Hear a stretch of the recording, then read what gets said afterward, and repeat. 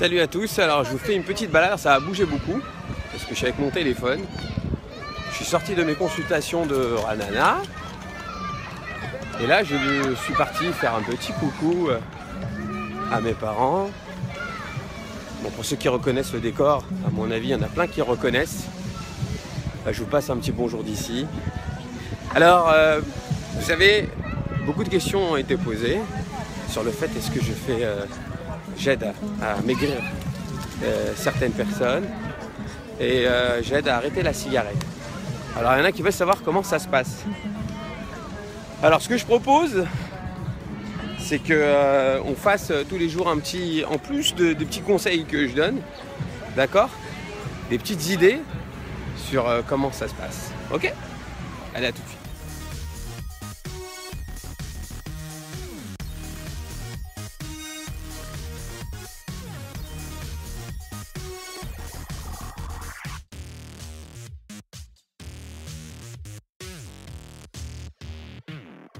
Bon ben voilà, je suis un petit moment pour vous et pour indiquer à prendre du recul. Vous savez, dans la vie, en général, quand j'aide les gens à maigrir ou la cigarette ou un bien-être intérieur, j'aime bien leur dire qu'il faut savoir prendre de la hauteur.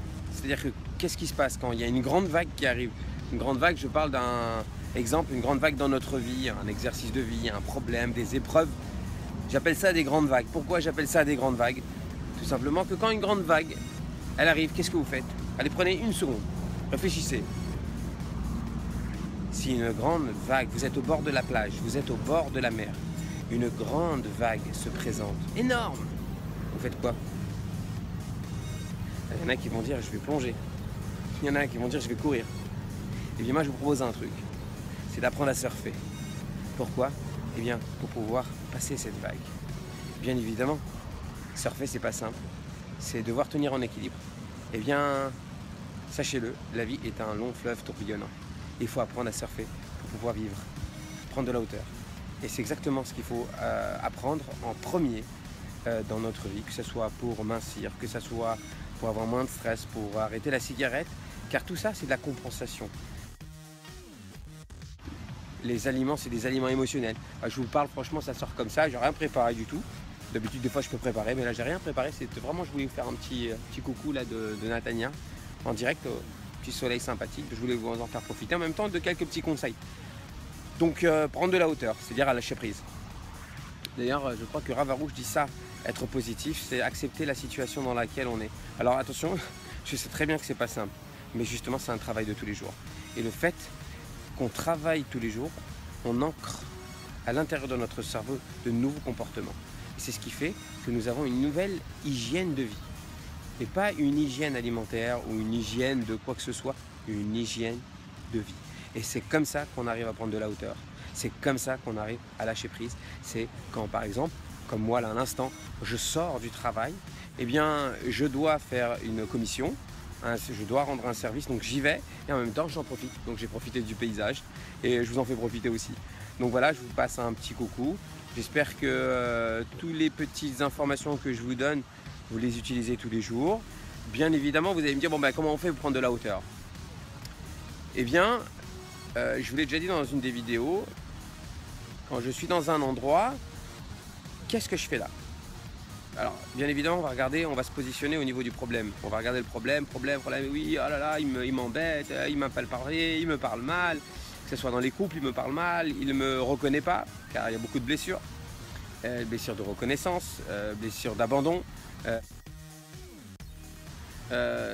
Énormément de blessures. Donc à partir de ce moment-là, il faut apprendre à extraire le meilleur de la situation dans laquelle vous êtes. Tout simplement ce matin, alors je parle un peu de ce qui m'arrive à moi, mais comme ça c'est plus simple. Ce matin, je sortais de mon Yishuv, de mon petit village, et je vois 3 gros camions énormes passer. Et on a une route avec 2 voies. Donc je commence à m'engager. Et au moment où je m'engage, eh bien, vous imaginez, ça ralentit complètement la circulation. Alors qu'est-ce que je fais? Alors j'ai une personne à côté de moi, elle me fait oh là là, mince, on va être retardé. Et j'ai dit écoute, c'est quoi? On va apprendre quelque chose à ce moment-là. On va essayer de prendre le meilleur de cette situation. C'est quoi? Bon, d'abord le paysage. On a extrêmement beau paysage, vraiment très très beau. J'ai vu en plein Judée-Samarie des drapeaux d'Israël posés. Ça m'a permis de le voir, je ne les aurais pas vus. La savlanou, la patience. Ça m'a permis d'essayer de creuser, de travailler ma patience. Et franchement, c'était sympathique. Donc j'ai pris le meilleur de ce moment-là. Et quand dans un couple, eh bien c'est pareil, on doit prendre le meilleur de ce qu'il a dans le couple. Le meilleur, le meilleur, le meilleur, le meilleur. Oui, exactement, il faut prendre le meilleur de son couple quand on est dedans. Donc, prendre le meilleur de ce qu'il nous dit.